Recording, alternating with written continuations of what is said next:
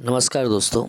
आज हम जो पढ़ने जा रहे हैं वो हमारा क्लास 10th साइंस सब्जेक्ट और chapter number first chemical reaction and equation पढ़ रहे हैं। और उसमें हमारा ये जो लेक्चर है उसमें हम जो डिस्कस करने जा रहे हैं वो है डिस्प्लेसमेंट रिएक्शन। क्या है? डिस्प्लेसमेंट रिएक्शन पढ़ेंगे हम। तो आपको पता होगा कि डिस्प्लेसमेंट रिएक्शन क्या होती है। तो पहले हम देखते हैं एक्टिविटी 1.9। और इस 1.9 एक्टिविटी में आप देखेंगे क्या करेंगे हम। Take 3 iron nail. कितनी आयरन नेल लेंगे हम? 3 आयरन नेल लेते हैं। एंड क्लीन देम, और उनको अच्छे से आप साफ कर लें। किसके द्वारा? Bye rubbing with sand paper. Sand paper के द्वारा। क्या किया हमने? 3 आयरन नेल ली और उसको अच्छे से सैंड पेपर के द्वारा हमने साफ कर ली। अब हम 2 टेस्ट ट्यूब लेते हैं और उसको मार्क करते हैं ए और एक को मार्क करते हैं बी। ठीक है। और उस टेस्ट ट्यूब में हम 10 ml कॉपर सल्फेट सोल्यूशन ले लेते हैं। हर एक टेस्ट ट्यूब में क्या लेंगे? 10 ml कॉपर सल्फेट सोल्यूशन लेंगे। अब क्या करते हैं? Tie 2 iron nail with a thread. ये देखो, इस तरीके से एक धागे से हमने 2 आयरन नेल को उस टेस्ट ट्यूब के अंदर लटका दिया। ठीक है। और क्या है? Tied 2 iron nail, 2 iron nail को बांध दिया हमने। किससे? एक धागे के साथ में। Immerse them carefully in the copper sulphate solution. किसकी मदद से? कॉपर सल्फेट सोल्यूशन की मदद से। किस में? टेस्ट ट्यूब नंबर बी पर। किस में? टेस्ट ट्यूब नंबर बी पर। फॉर 20 मिनट्स, और 20 मिनट के लिए। Keep 1 iron nail aside for comparison, और एक नेल को हमने बाहर ही रखा। किसके लिए? कंपेरिजन के लिए। नाउ आफ्टर बी 20 मिनट, कितने? After 20 minute take out the iron nail from the copper sulphate solution. आपने 20 मिनट के बाद कॉपर सल्फेट सोल्यूशन से उस आयरन नेल को बाहर निकाला। Compare the intensity of blue colour of copper sulphate solution in test tube. अब हमने कंपेयर किया किस किस के बीच में? ए और बी के बीच में। Also compare the colour of iron nail, और हमने आयरन नेल के कलर को भी कंपेयर किया जो कॉपर सल्फेट सोल्यूशन में क्या थी? डिप थी। ठीक है। और एक जो बाहर रखी थी उसके साथ हमने उसको कंपेयर किया। अब कंपेयर करने के बाद क्या होता है, देखिए कैसे कंपेयर किया। आप यहाँ इस तरीके से देखते हैं, ये जो आयरन नेल थी, ये जो कॉपर सल्फेट सोल्यूशन में थी वो आयरन नेल, और ये जो हमने बाहर की तरफ रखी वो आयरन नेल है। दोनों को जब हमने कंपेयर किया, क्योंकि ये सोल्यूशन किसका है? कॉपर सल्फेट सोल्यूशन का है, जिसको हमने क्या माना? ए माना। और ये जो है वो किसका है? एक सिंपल सोल्यूशन है, जिसको हमने क्या माना? बी माना। ठीक है। अब दोनों सोल्यूशन से हमने उसको क्या करा? कंपेयर किया। क्या किया? कंपेयर किया। अब देखिए आगे क्या होता है, देखिए आप। Why does the iron nail become brownish in color? जो आयरन नेल थी वो ब्राउनिश कलर की क्यों हो गई?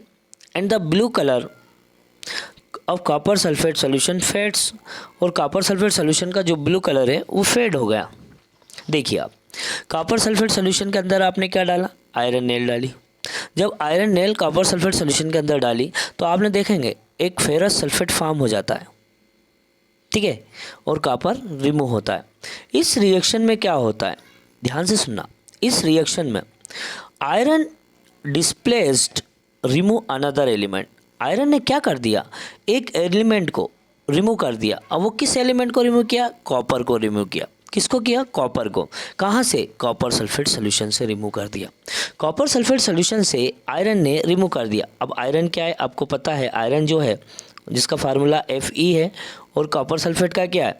इसका फार्मूला है CuSO4। क्या है? CuSO4 है।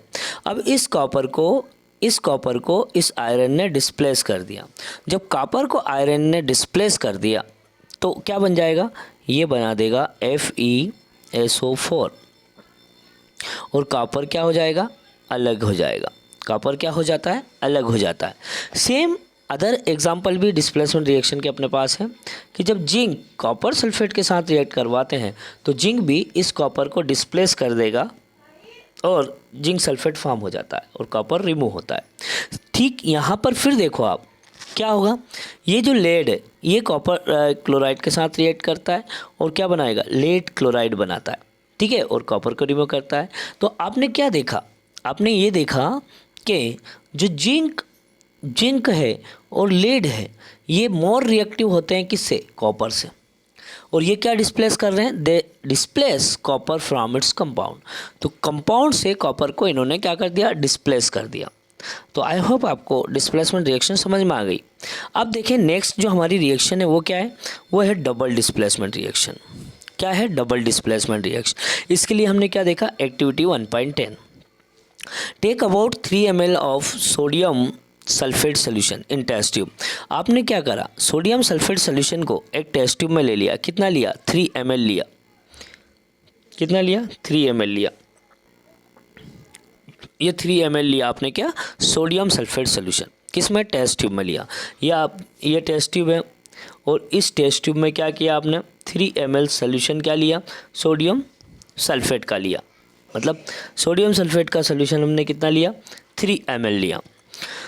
अब इन अनदर टेस्ट ट्यूब, दूसरी टेस्ट ट्यूब की बात अगर हम करते हैं, टेक, अब ये दूसरी एक टेस्ट ट्यूब है और इसमें हमने क्या लिया, 3 ml सोल्यूशन किसका लिया, बेरियम क्लोराइड का, किसका लिया, ये देखो बेरियम क्लोराइड का सोल्यूशन लिया। अब 2 टेस्ट ट्यूब अपने पास हो गई, एक टेस्ट ट्यूब में हमने क्या लिया, सोडियम सल्फेट का सोल्यूशन 3 ml लिया जो ये है, और दूसरा क्या है हमारे पास, दूसरे की बात अगर करते हैं तो ये बेरियम क्लोराइड का लिया। अब इनको क्या करेंगे, मिक्स द 2 सोल्यूशन, दोनों सोल्यूशन को हम मिक्स कर देंगे।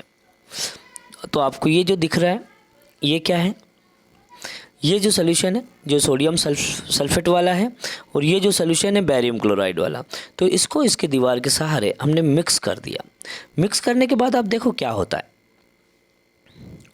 You will observe that white substance which is insoluble in water. आपने क्या ऑब्जर्व किया, आपने ऑब्जर्व किया कि एक वाइट सब्सटेंस फॉर्म हो गया जो कि कैसा है, इनसॉल्युबल है। ये देखो बेरियम सल्फेट का जो है ना एक वाइट सब्सटेंस ऑब्टेन हो जाता है बेरियम सल्फेट का, insoluble substance form known as the precipitate, और जो इनसॉल्युबल सब्सटेंस है उसी को अपन क्या कहते हैं, प्रेसिपिटेट कहते हैं, ठीक है।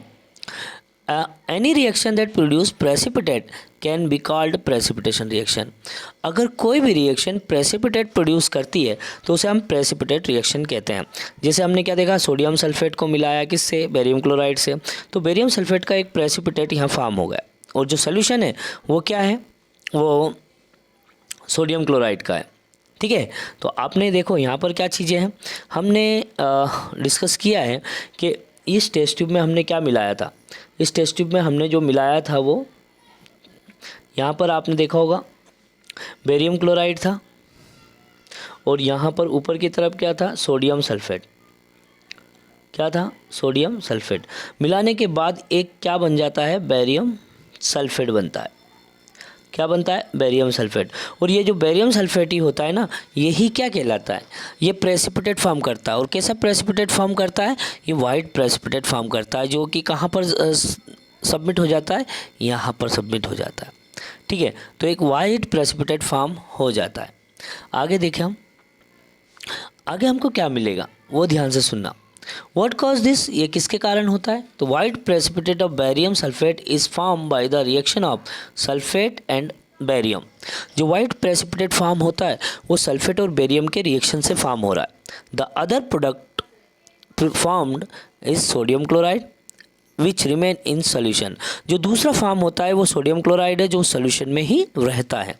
Such reaction in which there is an exchange of ion between the reactant called double displacement. और इस कंडीशन में क्या हो रहा है, आयन का एक्सचेंज हो रहा है, किस किस का, सल्फेट का और बेरियम का, जिसके कारण हम इसको डबल डिस्प्लेसमेंट रिएक्शन कह सकते हैं, ठीक है। क्या कह सकते हैं हम, डबल डिस्प्लेसमेंट रिएक्शन कहते हैं। Recall activity 1.2 where you have mixed the solution of lead nitrate and potassium iodide। आप ऐसा रिकॉल कर सकते हैं कि लीड नाइट्रेट और पोटेशियम आयोडाइड के सॉल्यूशन को आप मिक्स कर दें। तो what was the colour of the precipitate form, तो किस कलर का प्रेसिपिटेट फॉर्म होगा, can you name the compound precipitate, right the balance equation and is this also double displacement, क्या वो डबल डिस्प्लेसमेंट होगा, ये हम देखेंगे। अब आगे देखो आप, आगे हमारी ये चलता है तो हमने क्या बोला, ऑक्सीडेशन और रिडक्शन रिएक्शन हम समझते हैं क्या होती है। तो ऑक्सीडेशन में क्या करते हैं, एक चाइना डिश में 1 ग्राम हम कॉपर पाउडर लेते हैं, ये चाइना डिश है, ठीक है, इसमें 1 ग्राम कॉपर पाउडर लिया, अब इसको हमने हीट किया, हीट करने के बाद क्या होता है देखो आप, the surface of copper powder, जो कॉपर पाउडर की जो सरफेस है, become coated with black copper oxide, एक ब्लैक कॉपर ऑक्साइड से वो कोटेड हो जाती है।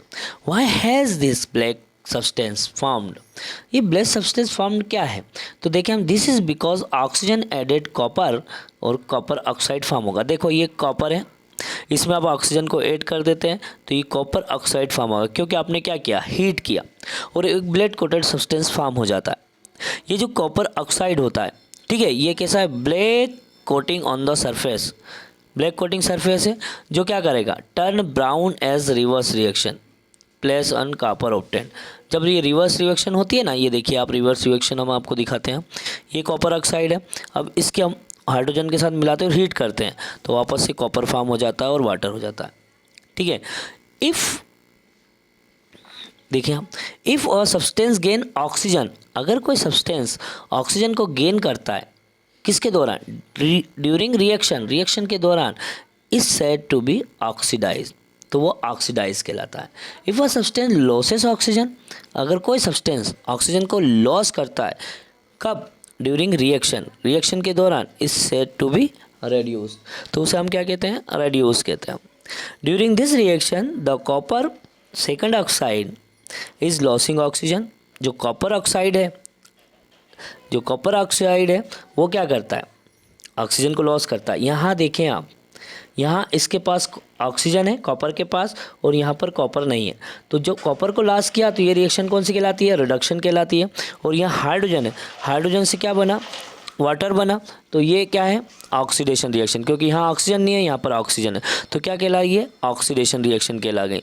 अब आगे देख सकते हैं हम, the hydrogen is gaining oxygen and is oxidized. In other word, one reactant get oxidized while the other get reduced. एक ऑक्सीडाइज होता है और दूसरा रिड्यूस होता है। Such reaction are called oxidation reduction reaction, या इसी को हम रेडॉक्स रिएक्शन कहते हैं। इसी को हम क्या कहते हैं, रेडॉक्स रिएक्शन कहते हैं। अब देखो आगे क्या, यहाँ पर अगर हम बात करते हैं, कुछ अदर एग्जाम्पल्स भी दिए गए हैं।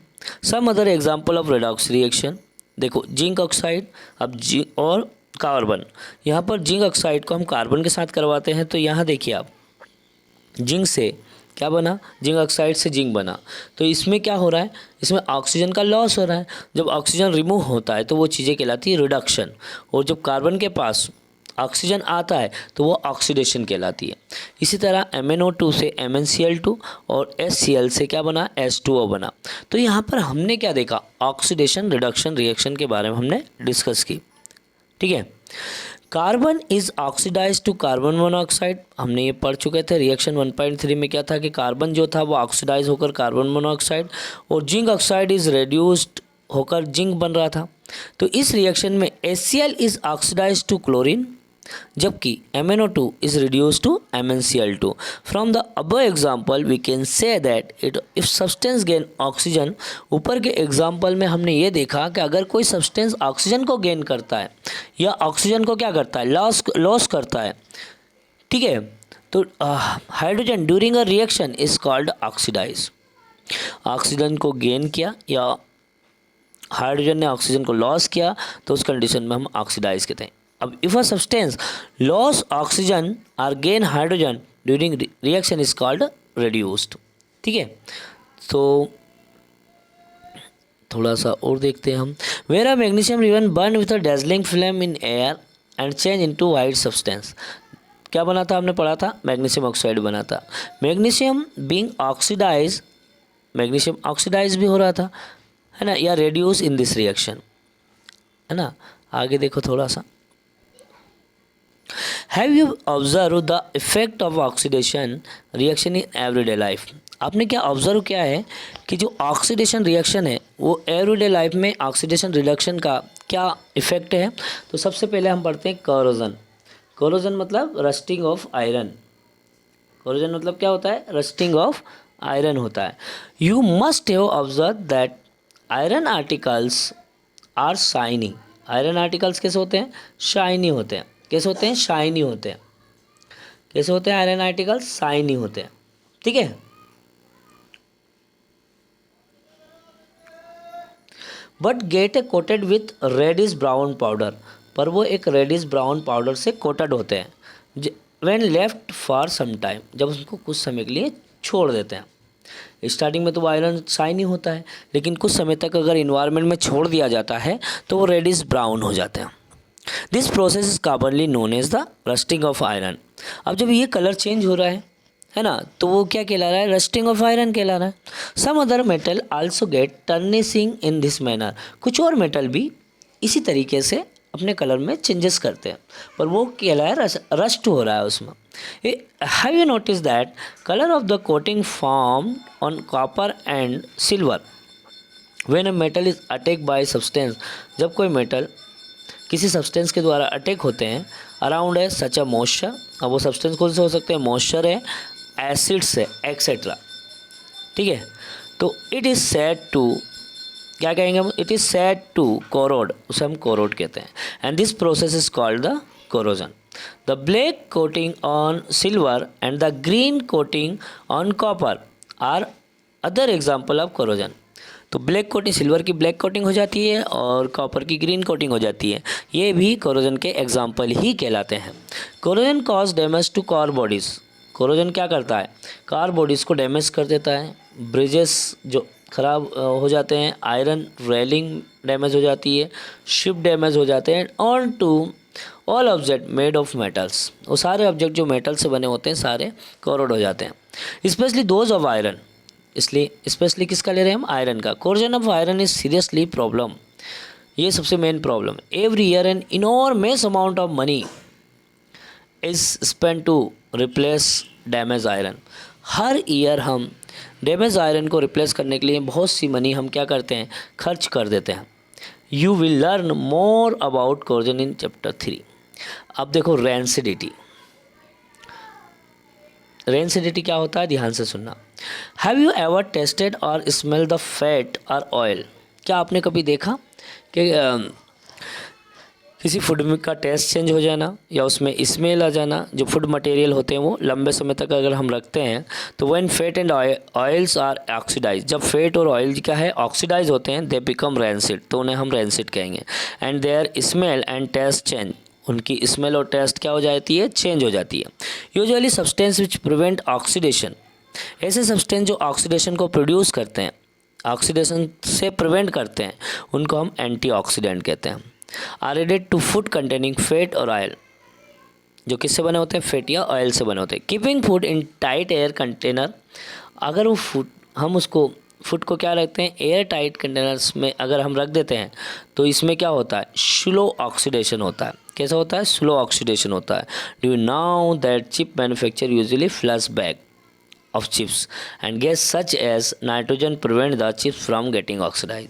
अगर आपने चिप्स के पैकेट देखे होंगे तो उसमें हम नाइट्रोजन गैस फिल होती है जो उस फूड को ऑक्सीडेशन से क्या करती है? प्रिवेंट करने का काम करती है। ठीक है। तो ये था हमारा चैप्टर नंबर 1। अब इसके नेक्स्ट लेक्चर में हम कुछ क्वेश्चंस डिस्कस करेंगे। तो आज के लिए इतना ही। Thank you.